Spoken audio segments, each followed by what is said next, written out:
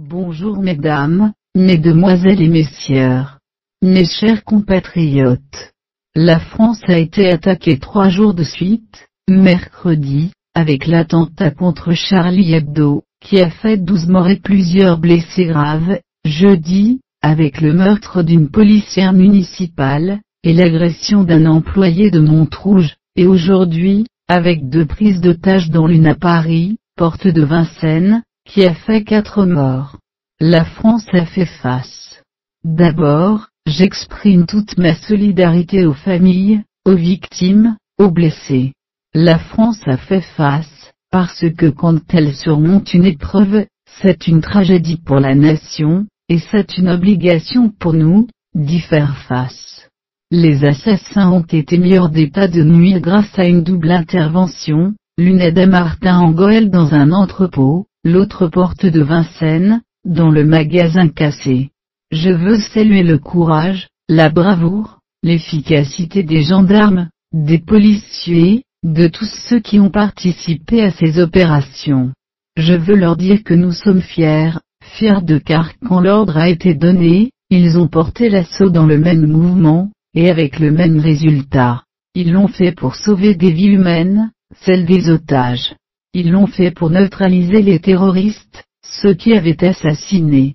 Mais la France, même si elle est consciente d'avoir fait face, même si elle sait qu'elle peut disposer avec les forces de sécurité, d'hommes et de femmes capables de courage et de bravoure, la France n'en a pas terminé avec les menaces dont elle est la cible. Je veux vous appeler à la vigilance, à l'unité et à la mobilisation. La vigilance, c'est d'abord à l'État d'en faire la démonstration.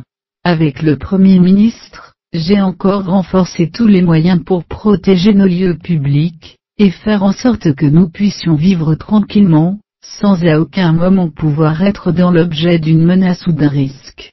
Mais nous devons être vigilants. Je vous appelle aussi à l'unité, car je l'avais exprimé devant les Français, c'est notre meilleure arme.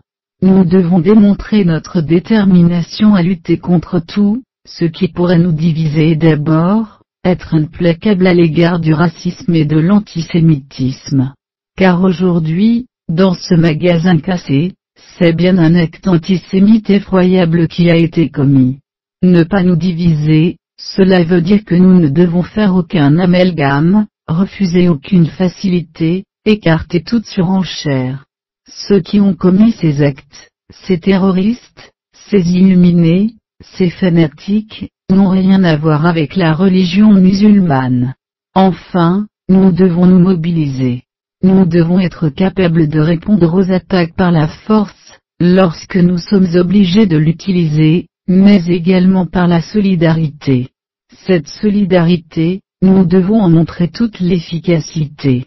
Nous sommes un peuple libre qui ne cède à aucune pression, qui n'a pas peur, parce que nous portons un idéal qui est plus grand que nous, et que nous sommes capables de le défendre partout où la paix est menacée. Je veux une fois encore saluer nos soldats qui font, en sorte que nous prenions nos responsabilités face au terrorisme. De nombreux chefs d'État et de gouvernement du monde entier, ont voulu nous exprimer leur solidarité. Plusieurs m'ont fait savoir qu'ils seront là, lors du grand rassemblement de dimanche. Je serai avec eux et j'appelle tous les Françaises et les Français, à se lever ce dimanche, ensemble, pour porter ces valeurs de démocratie, de liberté, de pluralisme, auxquelles nous sommes tous attachés et que l'Europe d'une certaine façon représente. Dans cette épreuve, je vous l'assure, nous sortirons encore plus forts. Je vous en remercie. Bonjour mesdames.